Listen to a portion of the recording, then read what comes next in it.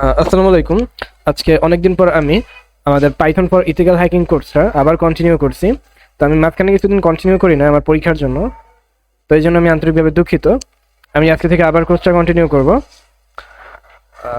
তো আজকে Python for ethical hacking কোর্সে আমরা শিখবো হচ্ছে গিয়া ফাংশন ইন পাইথন, অর্থাৎ পাইথনে আমি কীভাবে একটা ফাংশন ব্যবহার করতে পারি। ফর এক্সাম্পল, আমি এখানে একটা নতুন ফাইল নিয়ে নিলাম, ফাংশন ডট পিওয়াই। যেমন আমি যদি দুইটা সংখ্যা যোগ করতে চাই, এই জন্য আমি লিখতে পারি a equal 57, b equal 56।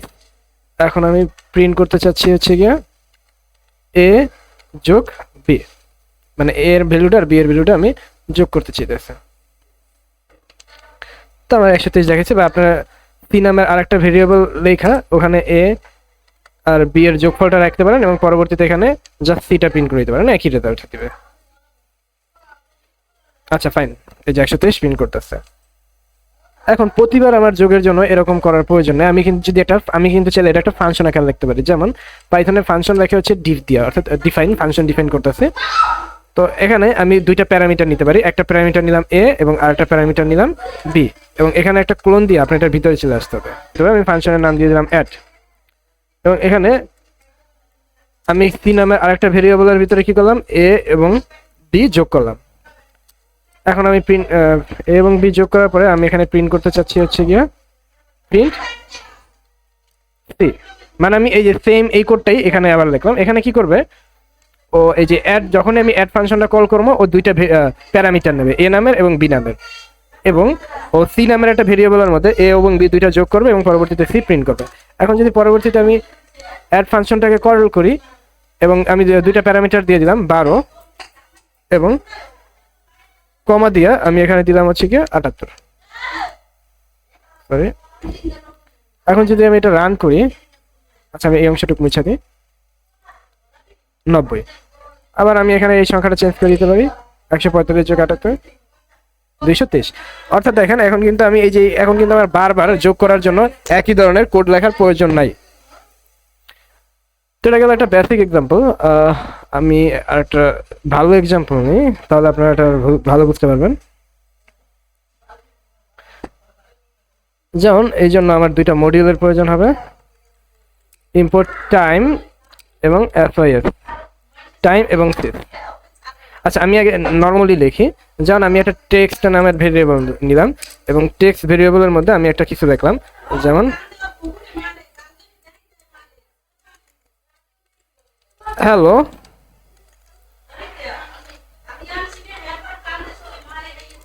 Welcome to our টুল। আমি এই লেখাটাকে অ্যানিমেটেড ভাবে প্রিন্ট করতে চাচ্ছি। এখন এই জন্য আমার একটা কাজ করতে পারি, আমি যে ফর এখানে আমার প্রত্যেকটা অক্ষর আগে একটা একটা পাইতে হবে। এই যে আমি লিখতে পারি ফর এক্স ইন টেক্সট, বা আপনারা এই ভেরিয়েবলটার নাম যে কোনো দিতে পারেন। অর্থাৎ এই টেক্সটের মধ্যে যতগুলো অক্ষর আছে প্রত্যেকটা অক্ষর একটা একটা করে এক্স এর মধ্যে আসবে। এরপরে আমি সিস মডিউলটাকে কল করে sys dot standard output dot write, এবং এখানে আমি এই স্ট্যান্ডার্ড আউটপুটের ভিতরে আমি একটা একটা করে আমি এক্স প্রিন্ট করতে চাইতেছি। অর্থাৎ এক্স মানে হচ্ছে গিয়া এখানে লুপ করে প্রত্যেকবার এখানে একটা একটা অক্ষর এক্স এর মধ্যে আসবে এবং ও প্রত্যেকবার একটা একটা একটা একটা অক্ষর এখানে লিখবে। এবং শেষে আমি লিখতে পারি this dot standard output dot flush, ফ্লাশটা না দিলে এটা ঠিকমতো প্রিন্ট হবে না। এবং সবশেষে আমি লিখতে পারি টাইম ডট স্লিপ, এবং এখানে আমি একটা টাইম দিয়ে দিতে পারি 0.1। এখন আমি যদি এইটা কোডটা রান করি, দেখেন এই যে আমার হ্যালো ওয়ার্ড, মানে প্রত্যেকটা অক্ষর 0.1 সেকেন্ড পর পর পর প্রিন্ট হয়ে যাচ্ছে। এখন হয়তো আমার এরকম আরো অনেকগুলো লেখা আছে, প্রত্যেকটাই আমি এরকম করতে পারি, মানে লিখতে চাইতেছি। তো এই জন্য আমি কিন্তু প্রত্যেকবার এই সেম কোডটা লিখবো না, আমি একটা কি করবো, আমি জাস্ট একটা ফাংশন লিখে ফেলবো। ফর এক্সাম্পল আমি এখানে ডিফ দিয়ে একটা ফাংশন লিখলাম, আমার ফাংশনের নাম দিলাম হচ্ছে কি আমি অ্যানিমেট, এটা আমার পাইথন ফর কি বলে এটাকে মানে টারম্যাক্স টুল মেকিং এর কোর্সের ভিতরে আমি এটা দেখাইছিলাম। আপনারা এখান থেকে আমার চ্যানেলে, আপনারা যদি আমার চ্যানেলে চলে যান, এখানে একটা প্লেলিস্ট পাবেন যে কেন আমাদের এই যে টারম্যাক্স টুল মেকিং, আপনারা এখানে এটা পেয়ে যাবেন, আপনারা এই কোর্সটা করে নিতে পারেন। আচ্ছা, এখন এই যে ডিফ অ্যানিমেট, এখন এই অ্যানিমেটের ভিতরে আমি যদি একটা ফর এক্সাম্পল, আচ্ছা আমি এখন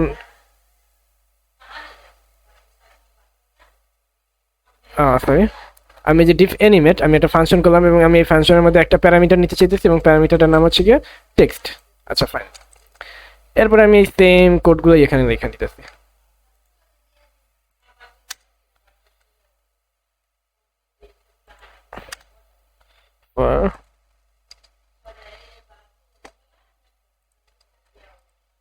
আচ্ছা ফাইন,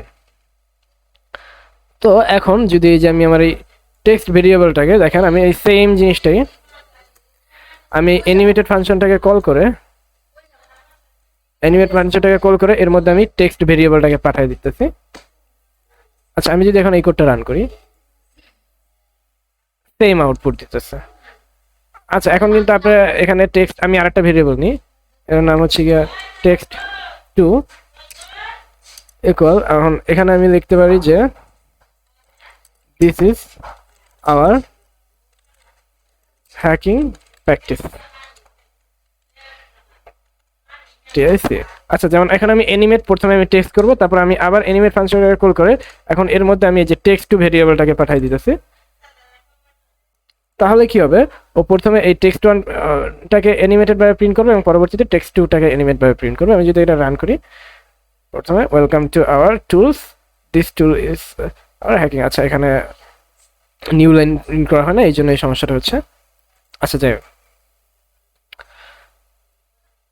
তো আপনারা কিন্তু এখানে মাল্টিপল, মানে এখন এখানে যেই লেখাই দেন না কেন ওইগুলোই কিন্তু আপনার অ্যানিমেটেড ভাবে প্রিন্ট করতে পারবেন। আচ্ছা, আমি কিন্তু চাইলে এখানে টাইমটাও একটা প্যারামিটার আকারে নিতে পারি।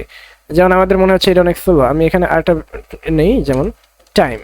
না, টাইম এটা ইনবিল্ট ফাংশন, এটা তো যেহেতু আছে, আমি এখানে ডিলে একটা ফাংশন নিলাম, ডিলে নামে একটা ভেরিয়েবল নিলাম এবং এখানে আমি টাইম ডট সিলিফের জায়গায় 0.1 না দিয়ে এখানে আমি দিয়ে দিলাম ডিলে। মানে অর্থাৎ কি হবে, এই টেক্সট ভেরিয়েবলটা তো এখানে আসবে আর এই ডিলে ভেরিয়েবলটা এখানে আসবে। এখন আমি যদি আবার এই ফাংশনটাকে রান করি, আচ্ছা এখানে কিন্তু আপনার কোনো ভেরিয়েবল ছাড়া সরাসরি পাস করতে পারবেন। যেন আমি এখন অ্যানিমেটেড ফাংশনটাকে কল করলাম এবং এর মধ্যে আমি প্রথমে কোনো আর ভেরিয়েবল দিলাম না, আমি ডাইরেক্ট লেখা দিতে চাচ্ছি ওয়েলকাম টু হ্যাকিং ওয়ার্ল্ড, এবং এই যে এটা হচ্ছে গিয়ে প্রথম প্যারামিটারটা আমি এখানে দিলাম। এখন আমার দ্বিতীয় প্যারামিটারটা দিতে হবে, তো এখানে আমি কমা দিয়ে দ্বিতীয় প্যারামিটারটা দিতে পারি 0.001। আমি টাইমটা আরও কমাই দিলাম যাতে আরও দ্রুত প্রিন্ট হয়। হ্যাঁ, ওয়েলকাম টু অনেক ফাস্ট হয়ে গেছে। আচ্ছা, আমি এটাকে 0.05 দিই, এই যে welcome to our hacking world. তো দেখেন এখানে আমার দুইটা প্যারামিটার ছিল, আমি দুইটা প্যারামিটার এখানে দিলাম। এখন যদি আমি এই টাইমটাকে বাড়াই দিই 1 সেকেন্ড, পুরোপুরি 1 দিলাম, তার মানে কি হবে, এখন প্রত্যেকটা অক্ষর 1 সেকেন্ড পর পর প্রিন্ট হবে, ডব্লু 1 সেকেন্ড পর, এরকম। মানে এখন আমি কিন্তু একসাথে দুইটা প্যারামিটার, এরকম আপনারা মাল্টিপল প্যারামিটার নিয়ে কাজ করতে পারেন একটা ফাংশনে।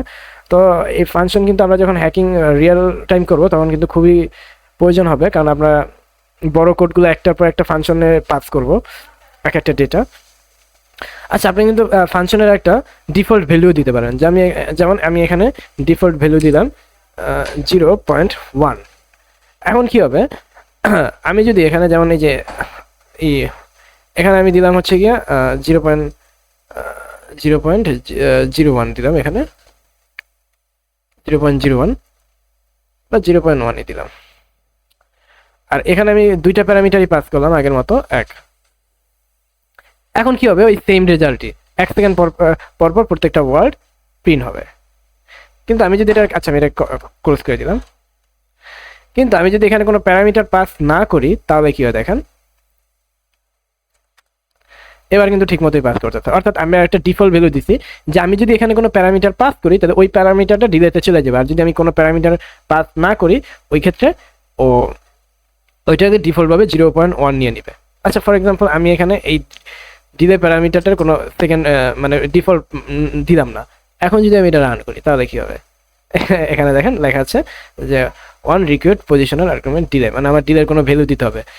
তো আপনারা যদি চান যে আপনাদের কোনো ডিফল্ট একটা ভ্যালু থাকবে যেটা আপনি আপনার প্যারামিটারে যদি কোনো ভ্যালু পাস না করেন তাহলে ওইটা ব্যবহার করবে, তাহলে এক্ষেত্রে আপনার সামনের সমান দিয়ে ওইটা দিতে পারেন, যেমন 0.1। এখন এটা কিন্তু কাজ করবে। তো সামনে আমরা ফাংশনের অনেক বড় বড় এক্সাম্পল দেখবো, আজকে জাস্ট বেসিক ক্লাসটা ছিল।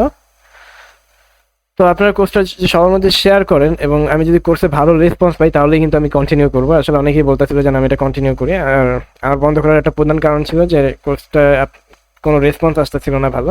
তো আপনারা যদি ভালো রেসপন্স করেন তাহলে কিন্তু আমি কোর্সটা আবার কন্টিনিউ করবো এবং এখানে কিন্তু আপনারা অনেক কিছু শিখতে পারবেন।